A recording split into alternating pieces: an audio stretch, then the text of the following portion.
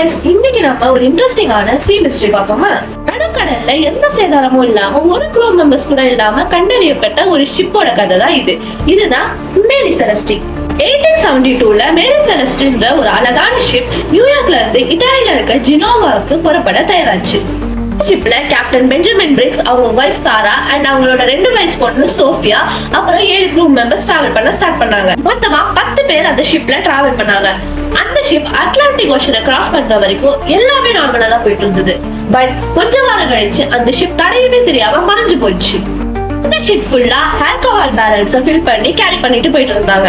அதே வருஷம் டிசம்பர் மாசம் டே கிரேஷியான்ற ஒரு ஷிப் அதே ரூட்ல டிராவல் பண்ண ஸ்டார்ட் ஆச்சு. அப்போ நடுக்கடல்ல ஒரு ஷிப் தனியா ஃப்ளோட் ஆகிட்டு இருந்ததை பார்த்தாங்க. டே கிரேஷியா ஷிப்ல டிராவல் பண்ணவங்க அந்த ஷிப்புக்கு வச்ச பேரு தான் மேரி செலஸ்டி. இந்த க்ரூ மெம்பர்ஸ்ல என்ன நினைச்சாங்கன்னா, சரி அந்த கப்பலுக்குள்ள போய் என்ன நம்ம பார்க்கலாம் அப்படின்ட்டு போனாங்க. போனவங்களுக்கு மேரி செலஸ்டிக்குள்ள பயங்கர ஷாக். மேரி செலஸ்டி ஷிப்புக்குள்ள யாருமே இல்ல, க்ரூ மெம்பர்ஸ் இல்ல, கேப்டன் இல்ல, பேசஞ்சர்ஸ் இல்ல, யாருமே இல்ல. ஆனா அவங்க டிராவலுக்கு எடுத்துட்டு போன ஃபுட், வாட்டர், க்ளோத்ஸ் எல்லாமே அப்படியே தான் இருந்துச்சு. அவங்க போய் பாக்குறப்போ ஷிப் எல்லாமே நல்ல கண்டிஷன்ல தான் இருந்துச்சு. ஆனா ஒரே ஒரு விஷயம் மட்டும் மிஸ் ஆச்சு, அதுதான் லைஃப் போட். கேப்டன் லாக் புக்ல லாஸ்ட் என்ட்ரி நவம்பர் 25, 1872 இருந்துச்சு. அதுக்கப்புறம் என்ன நடந்துச்சுன்னு இதுவரைக்கும் யாருக்குமே தெரியல. அதுக்கப்புறம் அந்த ஷிப்ல இருக்க மெம்பர்ஸ்க்கு என்ன ஆயிருக்கும்னு நிறைய பேர் ரிசர்ச் பண்ணி பார்த்திருக்காங்க.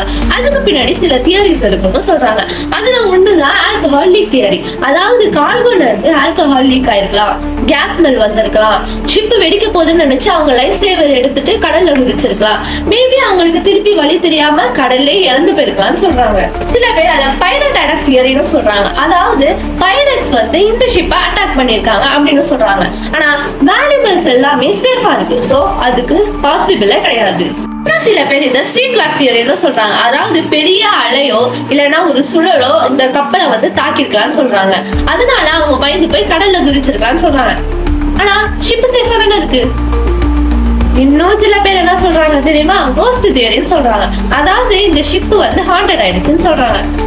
ஆனா அதுக்கும் எந்த தடையுமே இல்லைன்னு சொல்றாங்க. இன்னைக்கு வரைக்கும் இந்த சம்பவம் ஒரு மிஸ்டரியா மட்டும்தான் இருக்கு.